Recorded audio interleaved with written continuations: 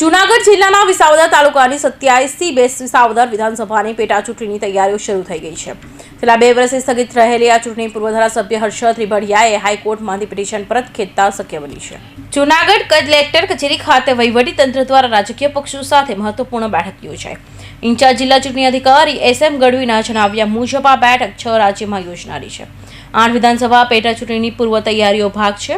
બેઠકમાં મતદાર યાદી સુધારણા કાર્યક્રમની વિગતવાર ચર્ચા કરવામાં આવી છે. 1 એપ્રિલ 2025 સુધીમાં 18 વર્ષ પૂરા થયા કરનાર યુવાનોને મતદાર તરીકે નોંધણી માટે જાગૃતિ અભિયાન ચલાવવાનું નક્કી કરાયું છે. કમિશન ઓફ ઇન્ડિયામાં જે 6 રાજ્યોમાં 8 જે પેટા ચૂંટણીના પૂર્વ તૈયારીના ભાગરૂપે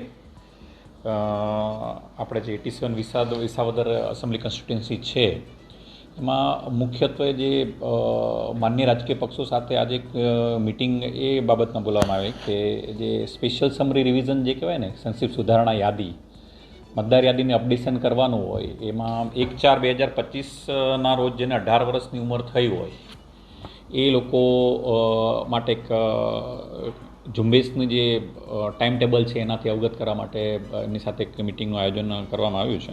કલેક્ટર કચેરી ખાતે એક અગત્યની વિસાવદર 87ની પેટા ચૂંટણી બાબતની એક મિટિંગ બોલાવવામાં આવી હતી. તેમાં 1/4થી મતદાર યાદી સુધારણા કાર્યક્રમ બાબતની ચર્ચા વહીવટીતંત્ર દ્વારા કરવામાં આવી હતી. તેમજ અન્ય જે અલગ અલગ બૂથ જે હતા કે જે 1400ની લિમિટથી ઉપરની જે મતદારોની સંખ્યા થતી હોય તેને ડિવાઈડ કરવામાં આવ્યા છે, અલગ કરવામાં આવ્યા છે. એ બાબતની પણ અમને અવગત કરવામાં આવ્યા છે. ખાસ તો આ મિટિંગ જે હતી એ પ્રોસેસના ભાગરૂપે અને જે કંઈ પણ ફેરફારો થયા છે એનાથી રાજકીય પાર્ટીઓને અવગત કરાવવા માટે અમને બોલાવવામાં આવ્યા હતા.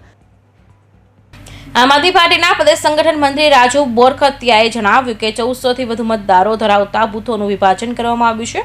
વિસાવદર વિધાનસભાના ક્ષેત્રના બૂથોની પુનર્રચના અંગે પણ રાજકીય પક્ષોને માહિતગાર કરવામાં આવ્યા. વહીવટીતંત્રની શરૂ થયેલી કામગીરીને જોતા નજીકના ભવિષ્યમાં વિસાવદર વિધાનસભાની પેટા ચૂંટણીની જાહેરાત થવાની શક્યતા છે. કૌશિક પટેલનો report, Hind TV news, Surat.